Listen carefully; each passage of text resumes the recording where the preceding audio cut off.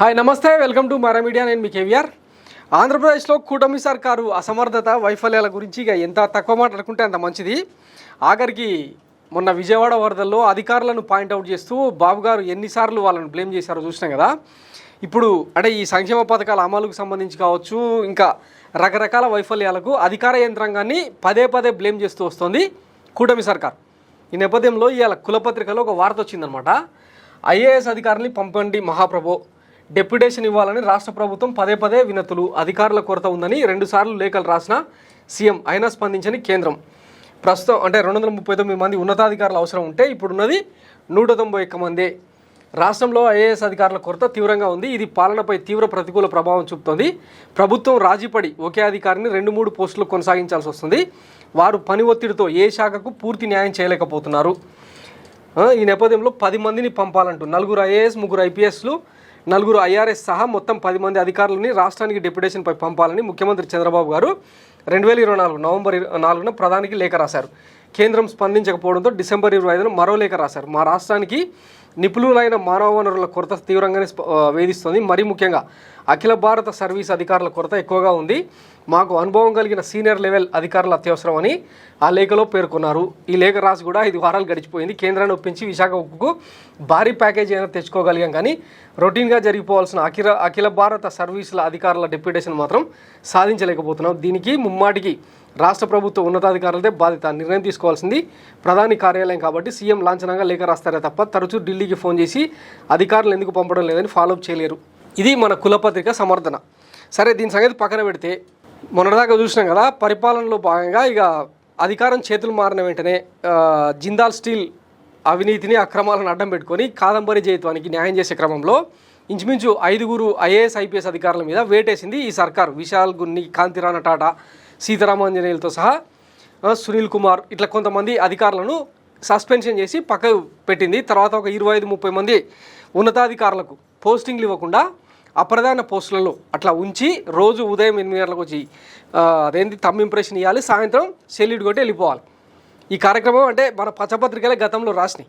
మరి ఇంతమంది అధికారులు ఉన్నాగా మొన్న చూసినాం కదా, తెలంగాణ నుంచి ఆమ్రపాలితో సహా మరికొంతమందిని, వాణిప్రసాద్ ఇట్లా కొంతమందిని తెలంగాణ నుంచి తీసుకెళ్ళిపోయారు. ఇక్కడ కీలక విభాగాల్లో పనిచేస్తున్న ఐఏఎస్ అధికారులను కూడా తీసుకొని వెళ్ళిపోయారు. అయినా కానీ కొరత తీరతలేదంటే ఇక్కడ ప్రాబ్లం ఎవరిది?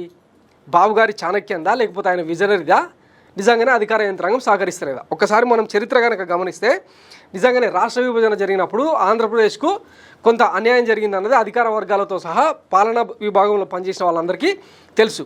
తర్వాత అది 10 ఏళ్ల తర్వాత ఇప్పుడిప్పుడే సర్దుబాటు జరుగుతా కొంతమందిని పంపించడం డెప్యుటేషన్ మీద అన్నీ అయిపోయినాయి. అయినా కానీ 191 మంది అధికారులు అవైలబుల్గా ఉన్నా కూడా ఇంకా కొరత ఉందని ఎట్లా చెప్తారు? వాస్తవానికి గతంలో అంటే ఒక 2-3 దశాబ్దాల క్రితం తీసుకుంటే ఒకటే అధికారి, ఫర్ ఎగ్జాంపుల్ వ్యవసాయ శాఖ తీసుకుంటే మార్కెటింగు, ఫిషరీసు, వ్యవసాయ మార్కెటింగు, సహకారం, ఉద్యానవన శాఖ ఇట్లా అన్ని శాఖలను కూడా అంటే వ్యవసాయం రిలేటెడ్గా ఉన్న అన్ని శాఖలకు ఒకటే అధికారి ఉండి నడిపించేవారు. అట్లాంటిది ఇప్పుడు ఒక్కొక్క శాఖకు 4 వేసి 5 వేసి అధికారులు అవైలబుల్గా ఉన్నా కూడా ఎందుకు డెప్యుటేషన్ మీద? అంటే ఏం లేదు, డెప్యుటేషన్ మీద వచ్చేవాళ్ళు మళ్ళా అధికారం ముగియగానే అదే పంతాలో వెళ్ళిపోతారు. సో ఇక్కడ మనకు కూటమి సర్కార్కు ఊడిగం చేసి వెళ్ళిపోతారు. ఏమైనా అక్రమాలు సక్రమాలు ఏమైనా చేసినా కూడా వాళ్ళని క్వశ్చన్ చేయడానికి ఉండదు కాబట్టి ఈ ఎత్తుగడ ఎత్తుకున్నారు. దాన్ని ఆంధ్ర ప్రజల మీద ఇట్లా రుద్దే ప్రయత్నం అనమాట. ఇప్పుడు నిజంగానే విజయవాడ వరదలు అది కూటమి సర్కార్ వైఫల్యమా కాదన్నది ఇంకా ప్రత్యక్షంగా అందరు చూసిరు. దానికి సంబంధించి సిసోడి అనే ఒక అధికారి స్వయంగా చెప్పిండు, బుడమేరు గేట్లు ఎత్తుంటే ఇంత జరిగేది కాదు. దానికంటే ముందు ఒక 48 గంటల ముందే కొంతమందిని అంటే ఒక 5-6 లక్షల మందిని వెకేట్ చేసి ఉంటే ఇంత ప్రాణ నష్టం కానీ ఇంత ఆస్తి నష్టం కానీ జరిగి ఉండేది కాదు అని చెప్పి స్వయంగా చెప్పినా కూడా బాబు గారు సర్కారు పట్టించుకోలే. మరి ఈ వైఫల్యాలన్నింటినీ పక్కన పెట్టి అంటే ప్రభుత్వం వైఫల్యాలను పక్కన పెట్టి అధికార యంత్రాంగం మీద ఇట్లా నిందలు అబాండాలు వేసి కొరత ఉందని చూపించి దేనికోసం ఇదంతా?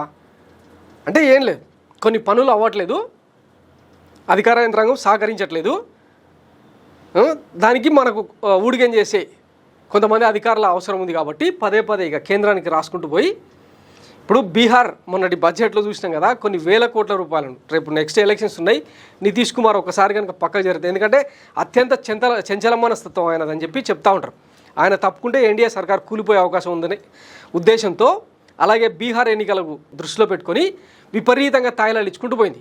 అదే సమయంలో అదే ఎన్డీఏ కూటమికి కీలకమైన భాగస్వామిగా ఉన్న టీడీపీకి, ముఖ్యంగా చంద్రబాబు గారికి మొండి చేయి చూపిస్తూ ఏపీకి ఎన్ని నిధులు ఇచ్చినారో చూసినాం కదా. ఇదే అనమాట.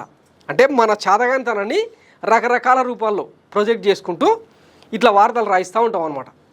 సో ఇక ఆలోచించుకోవాల్సింది ఆంధ్రప్రదేశ్ ప్రజలే. ఇక్కడ వైఫల్యం అధికారులది కాదు, నడిపించే నాయకుడిది. గతంలో ఇదే అధికారుల కొరతతోనే వైఎస్ జగన్మోహన్ రెడ్డి అంత పెద్ద ఎత్తున సంస్కరణలు, విప్లవాత్మక మార్పులు ఉన్న అధికారులను వాడుకొని ఎంత అద్భుతంగా పాలన చేసిండో చూడలేదా ఆంధ్రప్రదేశ్. అంటే ఏమంటారు, వయసు రీత్యా చిన్నవాడైనా జగన్కి సాధ్యమైంది, చంద్రబాబు గారికి ఎందుకు సాధ్యమవుతలేదంటే అంతే. ఎందుకంటే మనకు సిండికేట్కు సహకరించే అధికారులు కావాలి, మన కులపోళ్లకు, మన సామాజిక వర్గానికి సంపద సృష్టించే అధికారులు వెన్నుదానిగా నిలిచే వాళ్ళు కావాలి. దానికోసమే డెప్యుటేషన్ నాటకం అనమాట. Thanks for watching Mara media. నేను మీ కేవీఆర్. Thank you.